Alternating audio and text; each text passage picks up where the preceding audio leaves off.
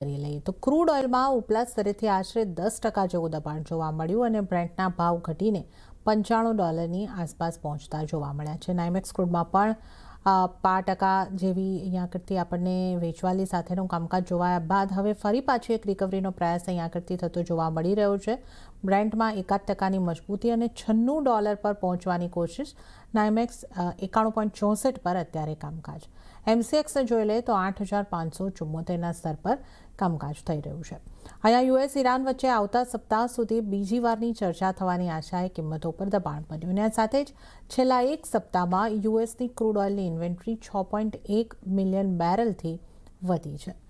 ભાવિકજી, હવે આપણે જે ક્રૂડમાં આ યુદ્ધને લઈને જે શાંતિ વાર્તાને લઈને અપડેટો આવી રહ્યા છે એને રિએક્ટ કરી રહ્યું છે ક્રૂડ. શાંતિ વાર્તા જ્યારે ફેલ થવાના સમાચાર આવ્યા ક્રૂડમાં આપણે એક ઉછાળો જોયો હતો.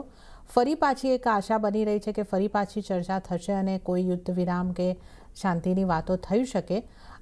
ક્રૂડમાં ઘટાડો આવતો દેખાયો. નીચલા સ્તરેથી એક રિકવરી અહીંયા આગળથી દેખાઈ રહી છે, તો કઈ રીતે જોવું જોઈએ? આ જે લેવલ આપણને બધા દેખાઈ રહ્યા છે એ એક સપોર્ટ લેવલ બન્યા છે કે કઈ રીતે ક્રૂડ હવે કામકાજ કરી શકે આગળ? આઈ થિંક ક્રૂડમાં તો $86 નીચે WTI જ્યારે જાય ત્યારે જ હું કહીશ કે આપણે આઉટ ઓફ ધ વુડ છે અને અહીંયાથી હવે કરેક્શન થઈ. જ્યાં સુધી 86 નીચે નથી ત્યાં સુધી એક્સપેક્ટ કરી શકો કે $90 થી $100ની વચ્ચેની રેન્જમાં રહેશે. અને અગેન ક્રૂડ અત્યારના છે સેન્ટિમેન્ટ રોજે રોજ એના બદલાતા હોય છે, કેમ કે આપણે જોઈ રહ્યા છે કે જે પી સ્ટોક્સ બ્રેકડાઉન થયો એના પછી આપણે સોમવારે 7% પ્લસ જોવા મળ્યું હતું, પણ એના પછી ફરીથી પ્રાઇસીસ જે છે અગેન કરેક્શન થવા માંડ્યું, કારણ કે એવી વાત ચાલી કે again second round of talks ચાલુ થશે થર્સડેમાં. અને થોડીક આપણે એ પણ જોયું છે કે થોડુંક ઢીલાશ પણ જોવા મળી છે. ભલે એના પછી આપણે જોયું હતું કે યુએસએ બ્લોકેડ કર્યું છે સ્ટ્રેટ ઓફ હોર્મુઝ, એક બે શિપ જે છે પાછી મૂકી છે, પણ એવા ન્યૂઝ આવે છે કે બે ત્રણ શિપ જે છે એ પણ પાસ થઈ છે. એટલે ખરેખર શું સિનારીઓ છે, શું પિક્ચર છે, ક્લિયર નથી. બટ એક વસ્તુ સારું છે કે હવે ઈરાન તરફથી પણ એવો આ ન્યૂઝ આવ્યા છે કે એ લોકો જે ન્યુક્લિયર એનરિચમેન્ટ છે એ લોકો 5 વર્ષ સુધી બંધ કરશે, જ્યારે યુએસ કે છે 20 વર્ષ સુધી એ લોકો બંધ રાખવું જોઈએ. એટલે કશેક ને કશેક મને લાગે છે કે હવે વોર ઓફ એટ્રિશનના લીધે મે બી આગળ જતા હવે થોડુંક યુએસ અને ઈરાન બેઉ કોમ્પ્રોમાઇઝ કરી અને કોઈક રીચ આવી શકે છે પીસ માટેનો. એટલે ક્રૂડ અત્યારે એવી રીતે રિએક્ટ કરી રહ્યું છે. એ જોતા આપણને ગોલ્ડ સિલ્વરમાં અને બેઝ મેટલ્સમાં પણ તેજી જોવા મળી છે. મને લાગે છે કે ફરીથી માર્કેટ જે છે રિસ્ક ઓન મોડમાં આવી ચૂક્યું છે.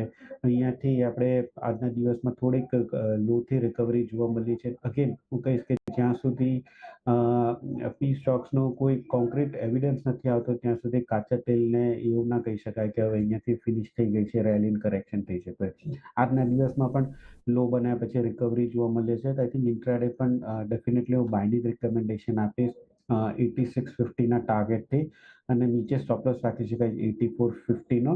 તો ઓવરઓલ આજના દિવસમાં ક્રૂડ બાયની રિકમેન્ડેશન છે, બટ ઓવરનાઇટ પોઝિશન્સ કોઈ કેરી કરવાની રિકમેન્ડેશન નથી, કારણ કે ઓવરનાઇટ ટફ નાઇટ ટ્વીટ આવે છે, કોઈ પણ ન્યૂઝ આવે છે યુએસ ઈરાન વચ્ચેનું, એટલે માર્કેટમાં આપણને વોલેટિલિટી ડેફિનેટલી રહેશે, જોવા મળશે. એટલે intraday just Lonar stop લોસથી by કરી શકાય છે અને ઓવરનાઇટ પોઝિશન્સ કેરી કરવાની રિકમેન્ડેશન નથી. ઓકે, તો ક્રૂડમાં અહીંયા આગળ ઇન્ટ્રાડે બાય કરીને ચાલવાની સલાહ છે અને 8,450નો સ્ટોપ લોસને તમે આ ધ્યાનમાં રાખીને ચાલો અને લગભગ 8600 સુધીના ટાર્ગેટ માટે ખરીદી કરીને ચાલવાની સલાહ ક્રૂડની અંદર બનતી જોવા મળી રહી છે.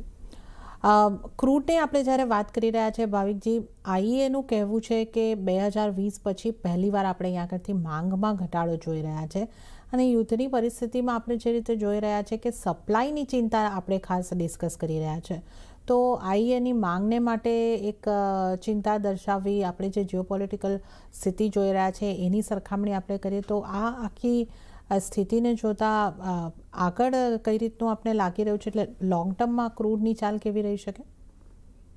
પણ લોંગ ટર્મમાં તો મને લાગે છે કે ક્રૂડની ચાલમાં આપણને બહુ મોટું ફેરફાર નહીં જોવા મળે, કેમ કે ઇનફેક્ટ આ વોર ના થઈ હોત તો આપણે જોઈ રહ્યા હતા કે બ્રેન્ટ ક્રૂડ જે છે 60 થી 80 વચ્ચે જ ટ્રેડ કરતું હતું ને એ જ એક્સપેક્ટેડ હતો કે 2026માં જ આવે. તો વોરના લીધે સપ્લાય ડિસ્ટર્બ થયું છે અને જે છે આ સપ્લાય શોક છે. ડિમાન્ડ શોક નથી અને આગળ જતાં પણ અત્યારના જે આટલા ભાવો વધેલા છે તો બટ ઓબ્વિયસ છે કે ડિમાન્ડ તો ઓછી થવાની છે અને સેકન્ડ એ પણ છે કે અત્યારના સપ્લાય ઓછું છે એટલે આપણે ઘણી બધી કન્ટ્રીઝ છે જેમ કે ઇન્ડોનેશિયા છે, પાકિસ્તાન છે, એ લોકોએ ઓલરેડી કેપ મૂક્યો છે, રિસ્ટ્રિક્શન મૂક્યું છે એટલે ડિમાન્ડ તો ઓછી થવાની છે અને જ્યારે પણ $100 ઉપર ક્રૂડ જાય છે ત્યારે વર્લ્ડનું જીડીપી જે છે એ પણ ગ્રોથ ઓછો થતો હોય છે એટલે ક્લિયરલી જ્યારે ગ્રોથ ઓછો થાય ત્યારે ક્રૂડની ડિમાન્ડ હોય એના ઉપર પણ અસર થાય એટલે આ વોર જો કન્ટિન્યુઅસ રહેશે મે સુધી પણ રહેશે તો ડેફિનેટલી મને લાગે છે કે આઈએ જે કીધું છે અનુમાન કર્યું છે કે આગળ જતાં જે ડિમાન્ડ જે છે એ ઘટી શકે છે ઇનફેક્ટ અત્યારના જ આપણે જોઈ રહ્યા છે કે જે ડિમાન્ડ છે એ ઘણા બધા કન્ટ્રીઝમાં કારણ કે મળી નથી રહ્યો